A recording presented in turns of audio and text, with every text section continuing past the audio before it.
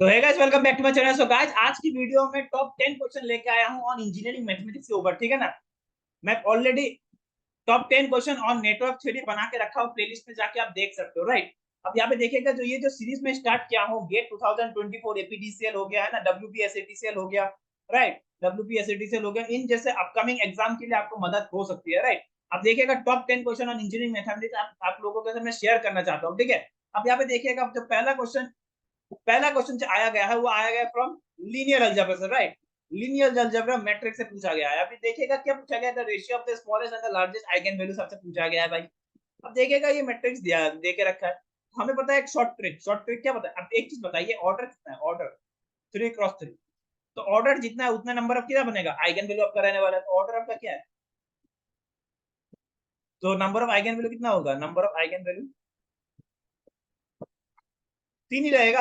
अरे आया ना। हमें शॉर्ट ट्रिक क्या पता है, शॉर्ट ट्रिक, ये एक शॉर्ट ट्रिक है कि lambda one sum of all the eigen value क्या होता है, ट्रेस ऑफ द मैट्रिक्स बोले तो sum of the all the diagonal element. Lambda one plus lambda two plus lambda three क्या हो जाए, ट्रेस ऑफ द मैट्रिक्स। मान लीजिए इसको मैं मैट्रिक्स ए मान लिया, राइट। तो ट्रेस ऑफ द मैट्रिक्स बोले तो sum of the diagonal element. 1 + 2 + 6 आ गया, 6 आ गया। अब product of the eigen value क्या हो जाएगा, product of the eigen value determinant of the matrix तो क्या आ जाएगा बताइए। इसको डिटर्मिनेंट निकाल दीजिए।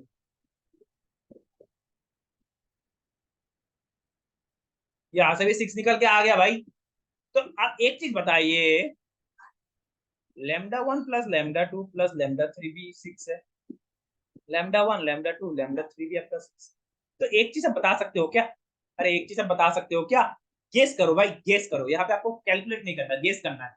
अगर मैं मान लीजिए लेमडा वन को मैं अगर मैं 1 ले लूं, लेमडा टू को मैं अगर मैं 2 ले लूं, लेमडा थ्री को मैं अगर मैं 3 ले लूं, तो क्या ये सेटिस्फाई कर रहा है कि नहीं कर रहा है, बिल्कुल कर रहा है। तो लेमडा लेमडा का स्मॉलेस्ट वैल्यू क्या हो जाएगा बताइए।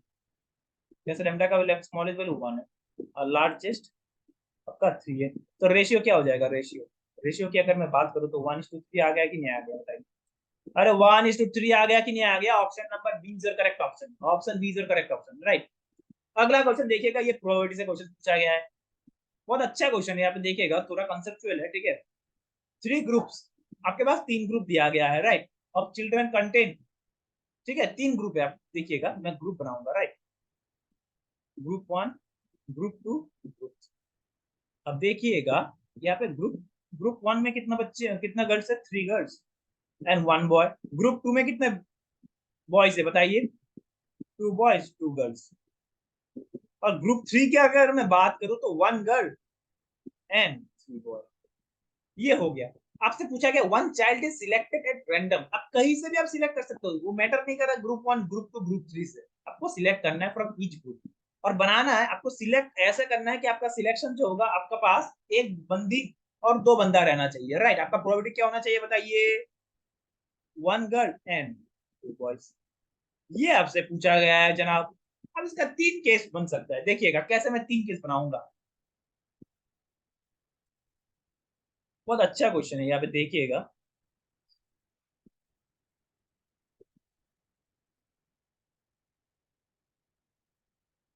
कैसे बनेगा देखिएगा, 3 केस, ठीक है। और यहाँ पे मैं प्रोबेबिलिटी निकालूंगा, राइट। और ये आपका case number 1, case 2, case, right. Case 1 में क्या हो जाएगा, ग्रुप 1 से मैं अगर एक बंदी को मैं चुन चुन मैंने सिलेक्ट कर लूं, राइट। यहाँ से मैं एक बॉय को चुन लिया, अगला से मैंने एक बॉय को चुन लिया, तो देखिएगा सिलेक्शन बन गया कि नहीं बन गया। तो यहाँ पे देखिएगा ना, एक गर्ल और 2 बॉय हो गया कि नहीं हो गया, सेटिस्फाई कर रहा है।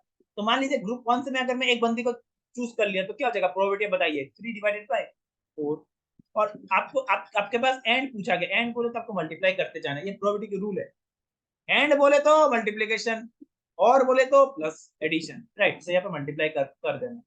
ग्रुप 2 से आपको एक बंदा को चूज करना है, तो बंदा कितना है, 2/टोटल 4, ठीक है। अगले अगला ग्रुप से आपको बंदा चूज करना है, तो 3/5।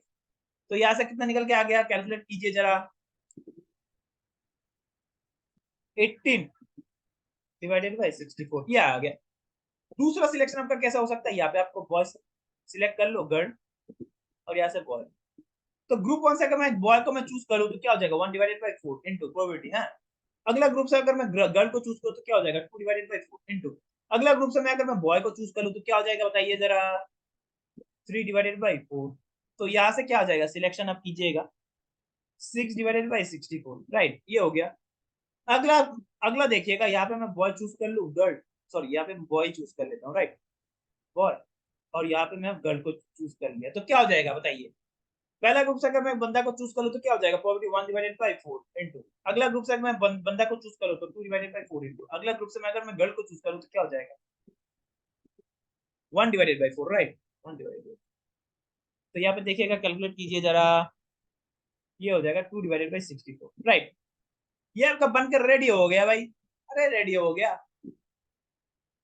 अब आपको प्रोबेबिलिटी निकालना है probability of one girl and तो क्या हो जाएगा बताइए तीनों का सम कर दो 18/64 प्लस 6/64 क्योंकि ये प्लस मैं क्यों कर रहा हूँ देखिएगा आपको चूज करना है one girl and one two boy तो इसका मतलब आप यहाँ पे ऐसे लिखेंगे ना कि पहला केस से आप चूज करो और यहाँ से चूज करो और यहाँ से चूज करो ऐसे तो आप लिखेंगे ना चाहे आप ग्रुप वन से चूज कर लो और सेकेंड ग्रुप से चूज कर लो और तो और बोले तो आपको प्लस करते जाना है तो इसका मतलब हर एक केस को आपको एडिशन करते जाना है ठीक है एडिशन कर देना है और बोले तो प्लस राइट एंड बोले तो मल्टीप्लीकेशन।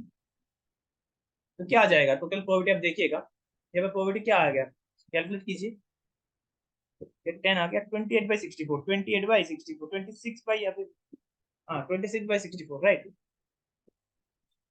तो ये वैल्यू कितना निकल के आ रहा है 0.41 तो 0.41 आंसर में है क्या yes option B is your correct answer option B is your correct answer. अगला देखिएगा ये आ गया कैलकुलस से भाई बहुत ही आसान है।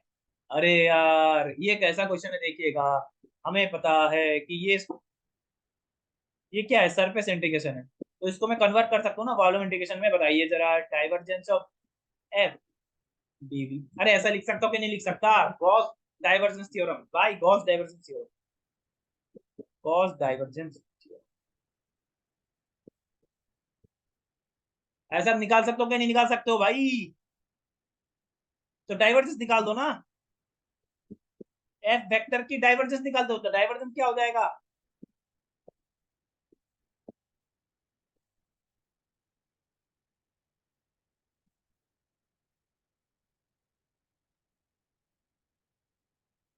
6 आ गया डाइवर्जेंस आपका 6 आ गया जनाब। और बस अब कुछ नहीं करना आपको क्या कर देना वॉल्यूम इंटीग्रेशन कर दो भाई डाइवर्जेंस कितना है 6 है dx dy dv है ना dy dx dy dz right volume को ऐसे लिख सकते हो ना एलिमेंट्री वॉल्यूम को ऐसे लिख सकते हो dv को क्या लिख सकते हो बताइए dx dy dz राइट। अब लिमिट को बैठा दो x का लिमिट कहां से कहां तक जा रहा है बताइए 0 से लेके 1 तक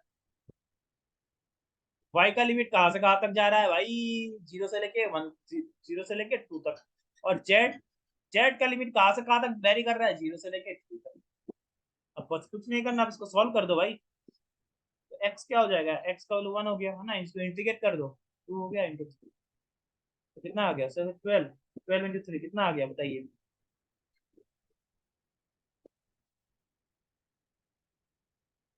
36 आ गया।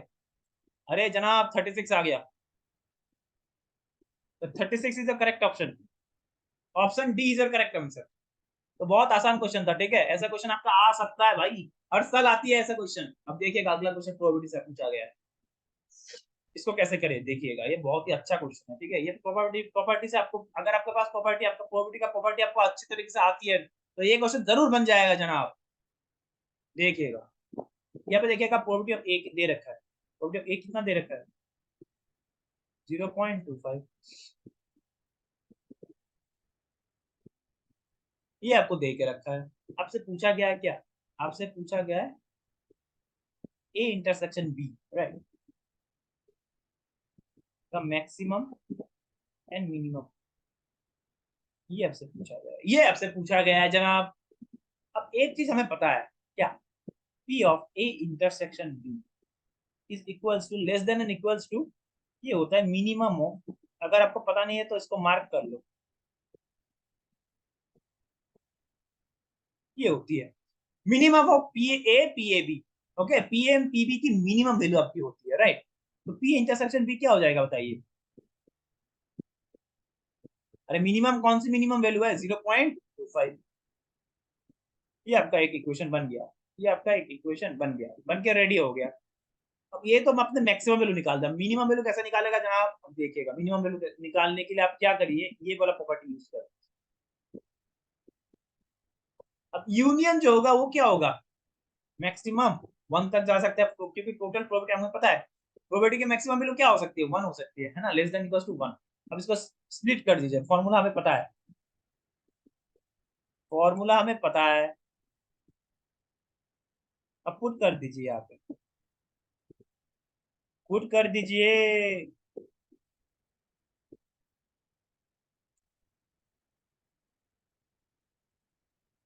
ये कितना आ गया, मैक्सिमम वैल्यू कितना आ गया, कैलकुलेट कीजिए जरा। मैं कैलकुलेट करता हूँ, 0.25 प्लस 0.8 -1, तो ये आ गया 1.05 -1, ये आ गया 0.0। ये भी आपका इक्वेशन नंबर 2 दे दीजिए। अब यहाँ पे पुट कर दीजिए।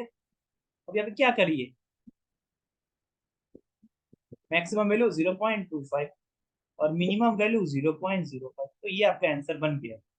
करेक्ट ऑप्शन क्या हो जाएगा बताइए, option A is your correct answer, option A is your correct answer. अब ये भी देखिएगा, ये भी प्रोबेबिलिटी से पूछा गया, काफी सारे क्वेश्चन है प्रोबेबिलिटी से लिया हूं, क्योंकि लोगों को है ना प्रोबेबिलिटी काफी टफ लगता है, राइट। बाकी तो कॉम्प्लेक्स हो गया, ये सब क्वेश्चन बहुत ही आसान होती है ना, मैट्रिक्स हो गया, कैलकुलस तो लोगों को आती है, राइट।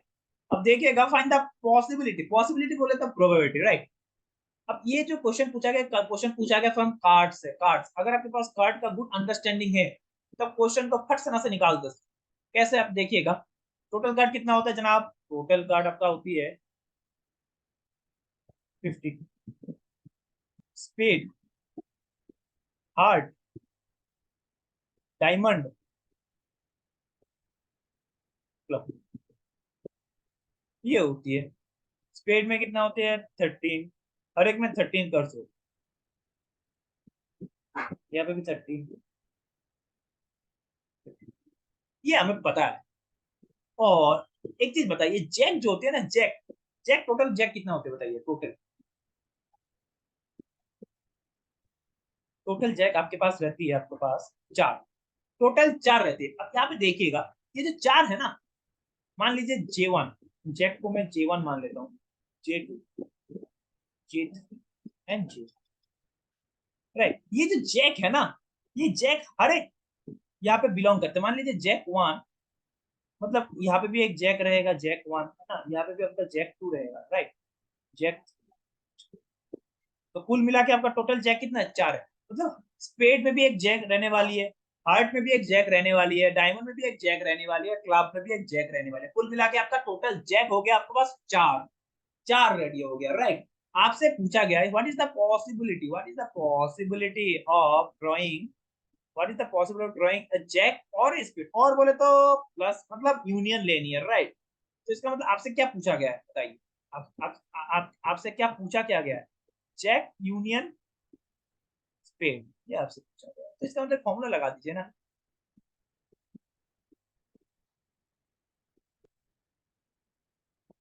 अब वो बताइए, जैक कितना होता है टोटल, आपके पास कितना रहती है, 4 डिवाइडेड बाय टोटल कितना है, कार्ड्स 52, प्लस स्पेड कितने आपके पास 13, माइनस। अब इंटरसेक्शन में देखिएगा, जैक और स्पेड के इंटरसेक्शन क्या हो जाएगा, एक होगा कि नहीं। अब ये जो जैक है, ये आपके पास ये जैक में भी बिलोंग कर रहा है, ये जैक आपके पास स्पेड में भी बिलोंग कर रहा है, बिलोंग कर रहा है कि नहीं कर रहा, तो ये आपका इंटरसेक्शन बन गया, तो इसका मतलब 1 हो गया, 1, 1 हो गया। तो इसको कैलकुलेट कर लीजिए, तो क्या हो जाएगा बताइए, 13, 16/52, 16/52, राइट। तो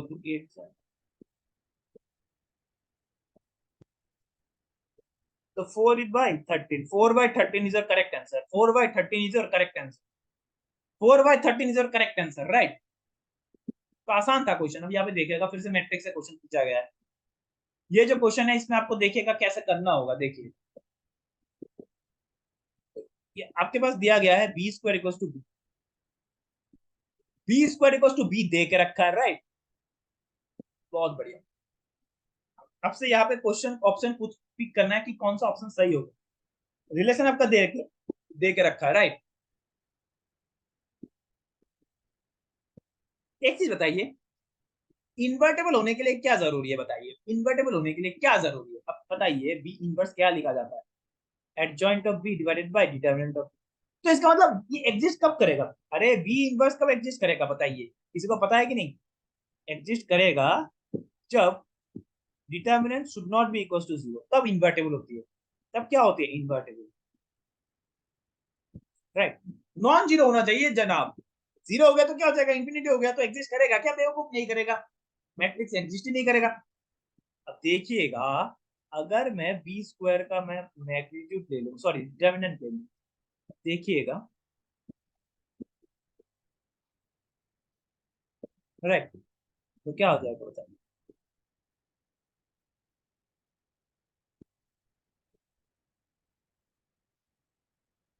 तो डिटरमिनेंट क्या आ गया? एक तो जीरो आ गया और एक तो डिटरमिनेंट क्या आ गया? वन आ गया।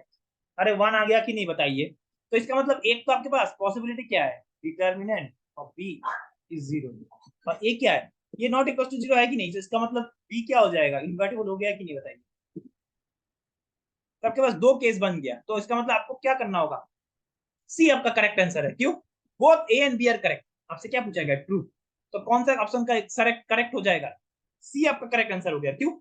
एक तो बी भी इन्वर्टेबल है, डिटरमिनेंट भी जीरो है, राइट। तो इसका मतलब option C is the correct answer, right. अगला क्वेश्चन देखिएगा, प्रोबेबिलिटी से क्वेश्चन पूछा गया, बहुत ही अच्छा क्वेश्चन है, ठीक है। ये क्वेश्चन आप देखिएगा, एक्सपेक्टेड नंबर आपसे पूछा गया है। एक्सपेक्टेड नंबर आपसे पूछा गया है, इसका मतलब ये क्या मीन पूछा गया? मीन ई ऑफ एक्स पूछा गया है जनाब। ई ऑफ एक्स आपको निकालनी है। अब कैसे करेगा देखिएगा। ये आपसे क्या पूछा, क्या दे के रखा है देखिए। कैलसी में निकाल लेता हूँ क्योंकि यहाँ पे कैलसी की जरूरत, कैलसी की जरूरत है, राइट।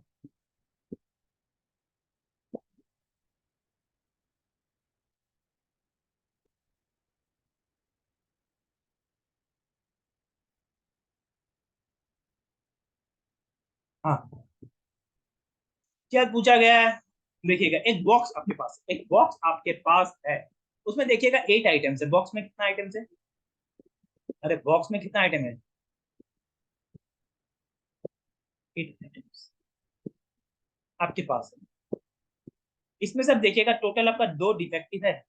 तो नॉन डिफेक्टिव कितना हो जाएगा? 6 आपका नॉन डिफेक्टिव हो गया। अरे नॉन डिफेक्टिव आपका 6 हो गया। बहुत बढ़िया। ए मैन सिलेक्ट 3 आइटम, आपके पास 3 आइटम आपके पास सिलेक्ट करना है, राइट।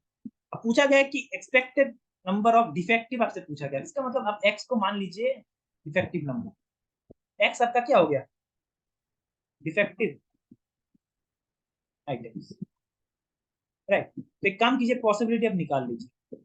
टोटल डिफेक्टिव कितना है? 2 है, राइट। टोटल आपका डिफेक्टिव कितना है बताइए?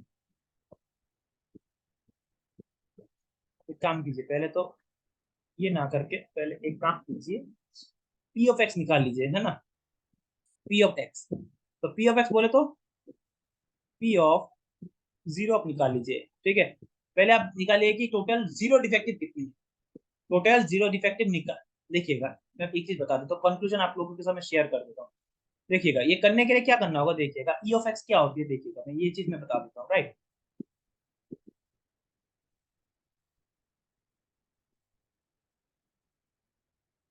अब यहाँ पे देखिएगा, ये इधर मैं लिखता हूँ x, number of defective items, right, number of defective item, ठीक है। और यहाँ पे मैं लिख देता हूँ पी ऑफ एक्स, प्रोबेबिलिटी, उसकी प्रोबेबिलिटी। तो एक्स क्या क्या हो सकता है बताइए? Total number of defective item कितनी है? 2 है ना। तो 2 है तो इसका मतलब कहां से कहां तक जा सकते हैं? एक्स का वैल्यू 0, 1 और 2। अरे हाँ या ना? अब इसका प्रोबेबिलिटी पहले निकालो। क्यों? क्योंकि ई ऑफ एक्स क्या होती है? ई ऑफ एक्स होती है summation of x into x. ये होती है एक्सपेक्टेड नंबर का फॉर्मूला, ये होती है जनाब। तो पहले तो आपको प्रोबेबिलिटी निकालनी है, इसका मतलब पी ऑफ जीरो निकाल दीजिए। पी ऑफ जीरो आपको निकालना है, राइट। जीरो डिफेक्टिव एलिमेंट आप निकाल दीजिए। तो टोटल आप देखिएगा, टोटल आपके पास आइटम कितनी है, टोटल आइटम आपके पास 8 है, और इसमें से आपको सिलेक्ट कितनी करनी है, 3 आपको करनी है। अरे 3 आपको करनी है, राइट। तो 8 से 8C3 आपका सिलेक्शन हो गया टोटल। और आपको क्या करना है, डिफेक्टिव 0 करनी है। तो टोटल अगर 0 सिलेक्ट डिफेक्टिव करनी है, राइट, तो टोटल अगर 0 डिफेक्टिव करना है तो आपको एक भी आपका डिफेक्टिव नहीं रहना चाहिए आपका सिलेक्शन में। तो टोटल आप नॉन डिफेक्टिव से आप सिलेक्ट कर लीजिए। तो 6C3 हो गया, क्योंकि नॉन डिफेक्टिव कितने हैं, टोटल 6 है, राइट। तो इसलिए मैं 6 बिठाया हूँ, 6, 6C3। 3 क्यों, क्योंकि आपको 3 ही तो करना है ना सिलेक्शन, राइट। तो इसको आप कैलकुलेट कर लीजिए। कैलकुलेट करेंगे तो कितना आ गया बताइए। ये आ जाएगा आपका तकरीबन तकरीबन 20/56। ये आ गया। अब दूसरा आप निकालिए, वन डिफेक्टिव निकाल दीजिए। नीचे का तो सेम हो जाएगा, टोटल तो आपका सिलेक्शन क्या है, ये तो सेम ही रहेगा, क्योंकि टोटल आइटम्स आपका 8 है, उसमें से आपको 3 आइटम आपको सिलेक्ट करना है, राइट। ये तो सेम है। ऊपर में देखिएगा एक आपका डिफेक्टिव रहना चाहिए, राइट। तो एक काम कीजिए, टोटल डिफेक्टिव कितनी है, 2 है, उसमें से आपको एक ही तो चुनना है ना डिफेक्टिव, इनटू एन क्या हो जाएगा। आपको टोटल आपका 3 सिलेक्शन करना था, आपने एक सिलेक्शन कर लिया ऑलरेडी, राइट। अब तो बाकी आप नॉन डिफेक्टिव से चुन लीजिए, है ना।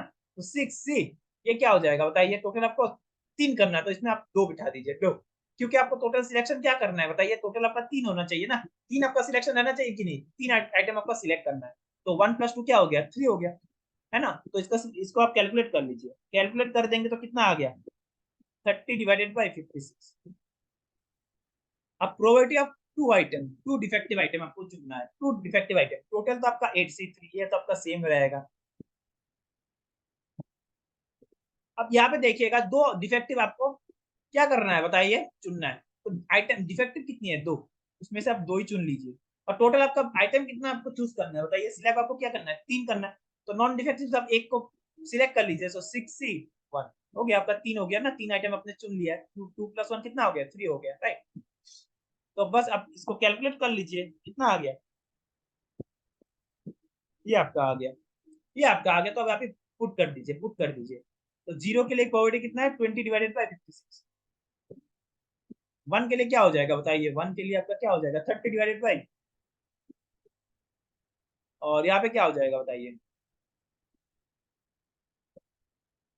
तो एक्सपेक्टेड वैल्यू निकाल दीजिए, E(x).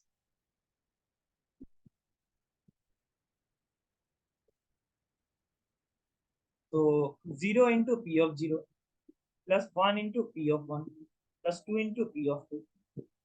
तो ये तो 0 बन गया, ये क्या हो गया बताइए जनाब, 30/56। कमेंट सेक्शन में जरूर बताना कि कैसा लगा ये सीरीज, ठीक है ना, और भी सीरीज लेके आऊंगा, राइट। 2 × P(2) कितना है बताइए, 6/56। तो इसको कैलकुलेट कर लीजिए जरा।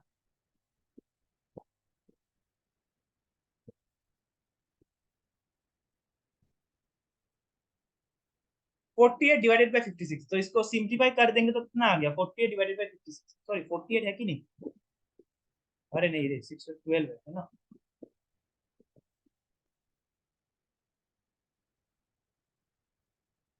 क्या ये ऑप्शन मैच कर रहा है क्या, 42। अच्छा, इसको और भी सिंप्लीफाई करो, तो इसको करिए जरा, इसको और भी सिंप्लीफाई कर दीजिए ना।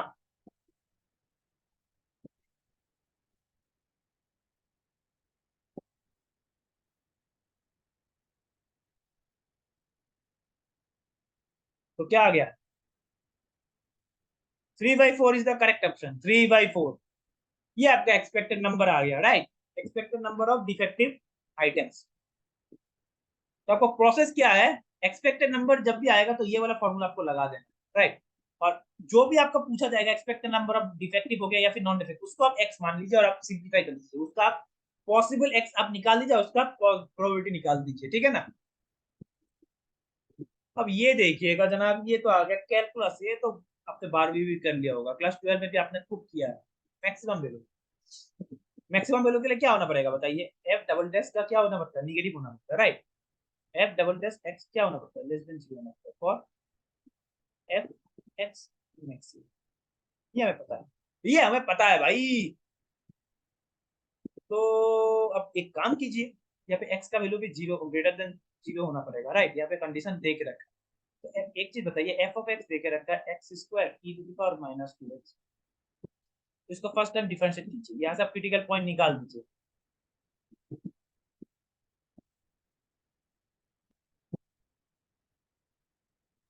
और इसको कर दो जीरो, इसको कर दो जीरो, एफ टेस्ट को कर दो जीरो।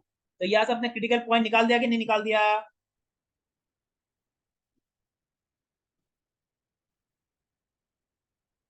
तो ये आप यहाँ पे देखिएगा, या तो ई टू द पावर एक्स को कर दो जीरो, और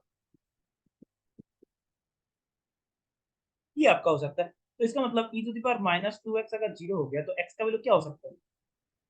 इंफिनिटी। क्या ये पॉसिबल है? It is not possible. Why? x should be greater than 0। अच्छा, इंफिनिटी कभी हो नहीं सकता, ठीक है, x का वैल्यू आप यहाँ पे इंफिनिटी नहीं ले सकते, राइट। और क्या हो सकता है बताइए? 2x minus 2x square equals to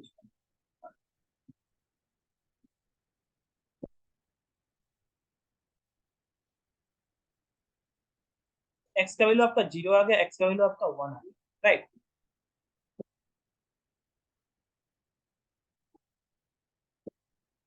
तो अब एक चीज बताइए, x क्या होना पड़ेगा? x should be greater than 0, तो ये तो कतई नहीं हो सकता।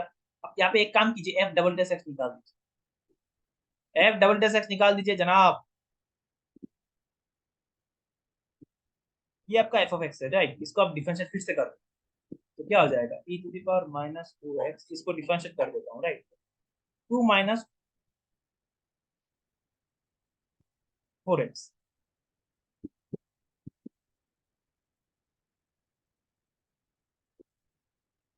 और इसको डिफरेंशिएट कर दो,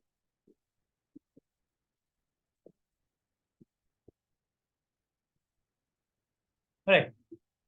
अब यहाँ पे 1 पुट कर दीजिए तो जरा,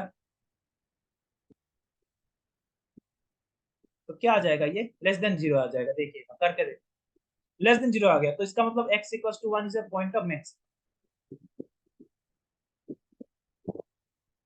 तो f मैक्सिमम क्या आ गया? f मैक्सिमम,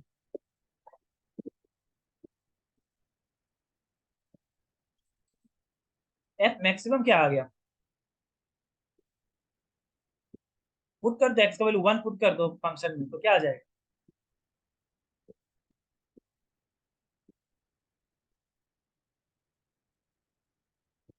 हो गया। तो ये आपका करेक्ट आंसर आ गया, मैक्सिमम वैल्यू क्या आ गया? Option C is your correct answer, right, 1 divided by E square, right. अगला क्वेश्चन देखिएगा, ये क्वेश्चन पूछा गया है जनाब मैट्रिक्स। ये क्वेश्चन जो है यहाँ पे देखिएगा, ये कॉन्सेप्ट आपको सबको पता है कि फॉर इनफाइनाइट सॉल्यूशन के लिए क्या होना पड़ेगा? rank of A equals to rank of A augmented matrix B should be less than equals to number of variable। तो नंबर ऑफ वेरिएबल यहाँ पे क्या है? x y z, तो इसका मतलब n का वैल्यू आपका 3 है, तो इससे छोटा होना जरूरी है, राइट। जो रैंक बनेगा A और A एक ऑगमेंटेड B, वो क्या होना पड़ेगा? लेस देन 3 होना पड़ेगा, ठीक है, ये हमें पता है फॉर इनफाइनाइट सॉल्यूशन के लिए, राइट। इनफाइनाइट सॉल्यूशन के लिए ये कंडीशन होती है, राइट, ये कंडीशन होती है। बहुत बढ़िया। अब एक काम कीजिए, मैट्रिक्स अब निकाल दीजिए, बना दीजिए ना, मैट्रिक्स अब बनाइए।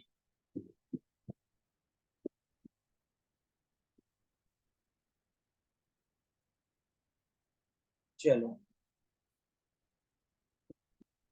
बीच में कर दो,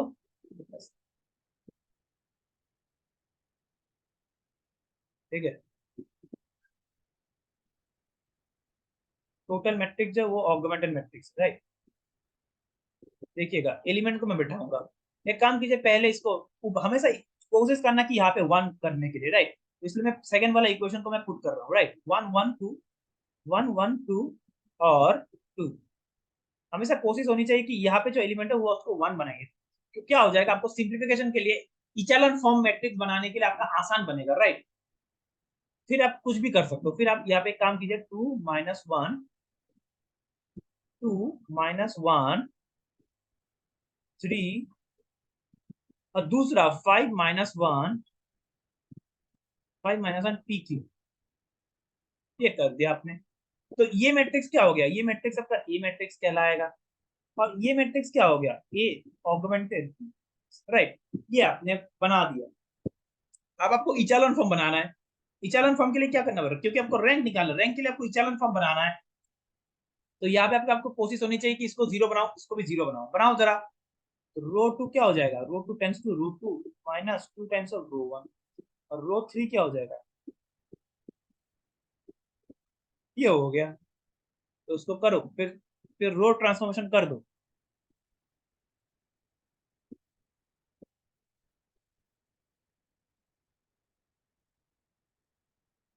तो क्या आ जाएगा देखिएगा, कैलकुलेट करता हूँ, यहाँ पे देखिएगा।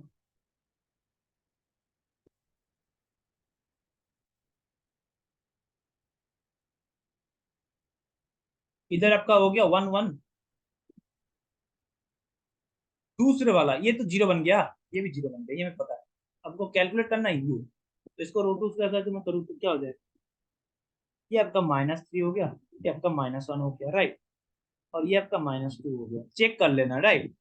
और इसको मैं फाइव टाइम्स माइनस कर दूं तो ये आ जाएगा माइनस सिक्स, अगला वाला हो जाएगा P minus ten Q minus, right. ये आपने बना दिया। फिर से आपको क्या करना है बताइए, इसको आपको करना है जीरो। हाँ या ना, क्योंकि हमारा इचेलन फॉर्म क्या होता है, फर्स्ट एलिमेंट को पकड़ो, इसके अंदर जो भी, इसका नीचे जो भी एलिमेंट है इसको करो जीरो, फिर डायगोनल एलिमेंट को देखना, फिर इसको करो, इसको पकड़ लेना, इसको पकड़ने के बाद इसके नीचे जो भी एलिमेंट होते हैं इसको कर दो जीरो, कोशिश यही होनी चाहिए, राइट। तो मैं क्या करूंगा, रो थ्री को मैं करूंगा, रो थ्री को मैं क्या कर सकता हूँ बताइए, रो थ्री, ताकि ये जीरो आ जाए, row three minus two times of row two. अरे हो जाएगा कि नहीं हो जाएगा बताइए।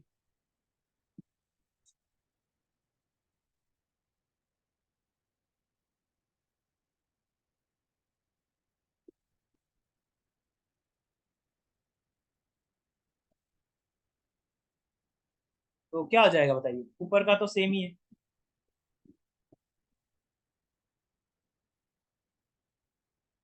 ये भी जीरो होगा, ये भी जीरो होगा, और नीचे वाला क्या बन जाएगा देखिएगा, टू टाइम्स करेंगे तो ये p माइनस एट, और ये बन जाएगा q माइनस सिक्स, राइट। ये आपने बना कर रख दिया। अब एक चीज बताइए, आपको करना अब ये तो इचेलन फॉर्म बन गया भाई, ये तो आपका इचेलन फॉर्म बन गया,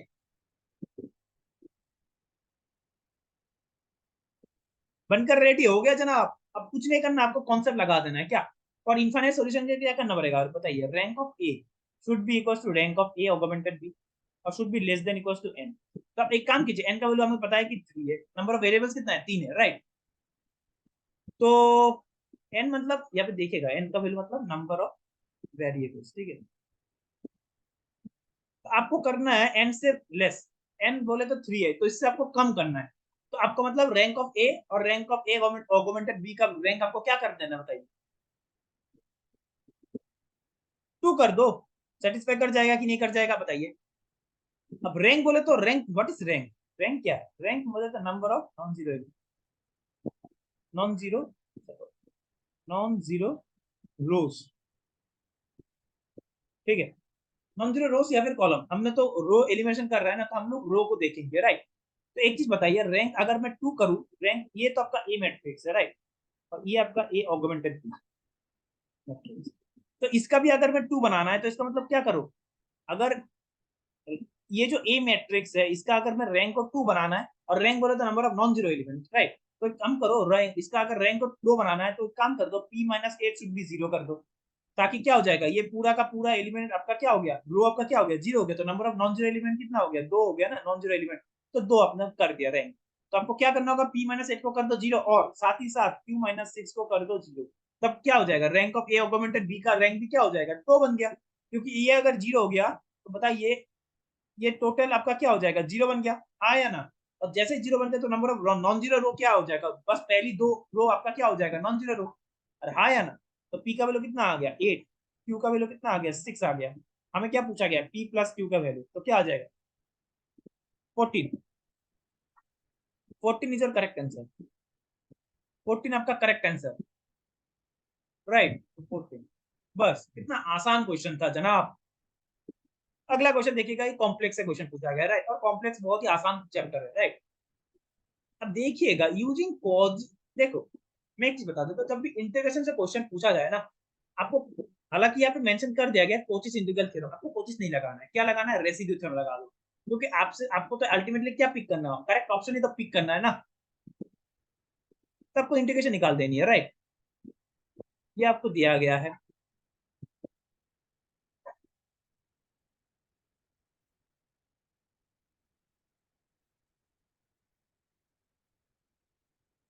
ये आपको दिया गया है जनाब। अब देखिएगा, जो ये जो बना है ये भी दिया गया है क्या। मॉड ऑफ जेड क्या है, 1। तो इसको जेड को कर दो एक्स प्लस आयोटा वाई, तो क्या हो जाएगा, X square plus Y square क्या हो जाएगा, 1 हो जाएगा। अरे हाँ या ना, तो ये क्या बन गया, सर्कल नहीं बन गया।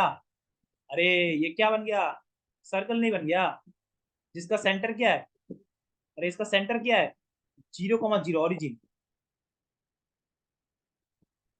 0,0 रेडियस क्या है, 1। कैसे, क्योंकि देखिएगा स्टैंडर्ड इक्वेशन जो होती है ना सर्कल की, तो क्या होती है, हम कंपेयर कर लो, तो सेंटर क्या होती है यहाँ पे, A, B, रेडियस आपका R, राइट। तो इसको कंपेयर कर लेने तो सेंटर क्या आ गया, 0,0, राइट। अब सर्कल बनाते हैं, चलिए।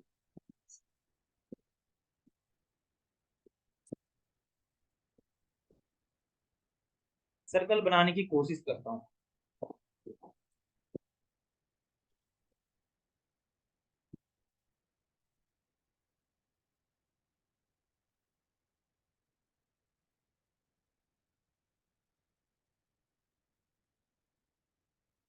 चलो हो गया, बन गया, बन गया सर्कल, सर्कल बन गया। रेडियस आपका 1, ये आपका रेडियस, राइट। सेंटर आपका क्या है, 0,0। अब एक चीज बताइए, यहाँ पे पोल क्या हो जाएगा, पोल, पोल की अगर मैं बात करूं, तो पोल मतलब डिनोमिनेटर का कर दो 0, तो क्या आ जाएगा, 3z minus I equal to 0। तो z का वैल्यू क्या आ गया, I/3। तो I/3 बोले तो कहीं ना कहीं क्या हो जाएगा बताइए, ये तो आपका क्या आई है, तो I/3 इधर होगा, तो ये क्या हो गया, इनसाइड द सर्कल होगा कि नहीं।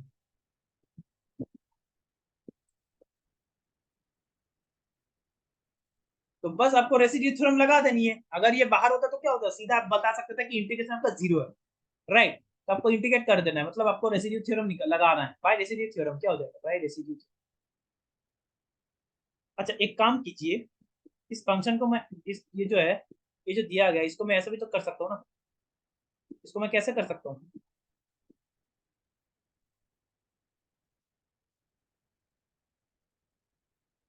अब यहाँ पे देखिएगा, रेसिड्यू थ्योरम अगर मैं लगा दूं, रेसिड्यू थ्योरम, तो क्या हो जाएगा, limit Z tense to I/3, फिर जेड माइनस I/3, ये प्रॉपर्टी है रेसिड्यू थ्योरम।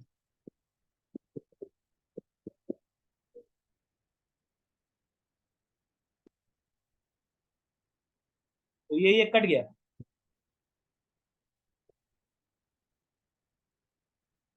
तो क्या आ गया बताइए, I³ मतलब -I/27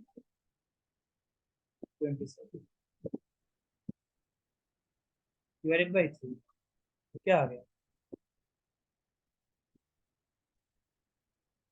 ये आपने रेसिड्यू लगा बना निकाल दिया, रेसिड्यू आपने निकाल दिया है। अब बस आपको कुछ नहीं करना, इसका इंटीग्रेशन का वैल्यू क्या हो जाएगा हमें पता है, ये इंटीग्रेशन का वैल्यू क्या हो जाएगा बताइए, sum of the residue. Property क्या है, फॉर्मूला,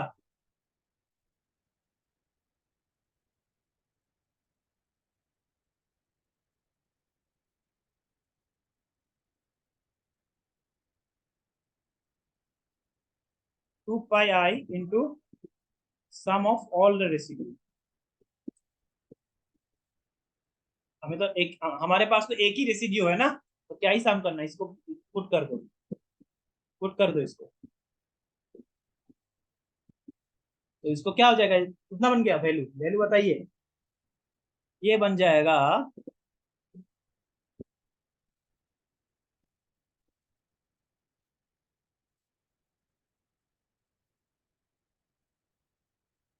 ये आपका बन गया, ये आपका करेक्ट आंसर हो गया। करेक्ट आंसर आपका 2π डिवाइडेड बाई 81 माइनस 4πi। कौन सा ऑप्शन करेक्ट ऑप्शन आ गया, option A is your correct answer. Option A आपका क्या हो गया, करेक्ट आंसर हो गया, ठीक है। तो मैंने टॉप 10 क्वेश्चन लिया हूँ, ठीक है ना मैट्रिक्स का। अगला और भी सब्जेक्ट लाऊंगा, ठीक है ना, इसी चैनल में, ठीक है ना। तो चैनल को जरूर सब्सक्राइब करके रखना, अपने दोस्तों के साथ जरूर शेयर कर देना, ठीक है ना।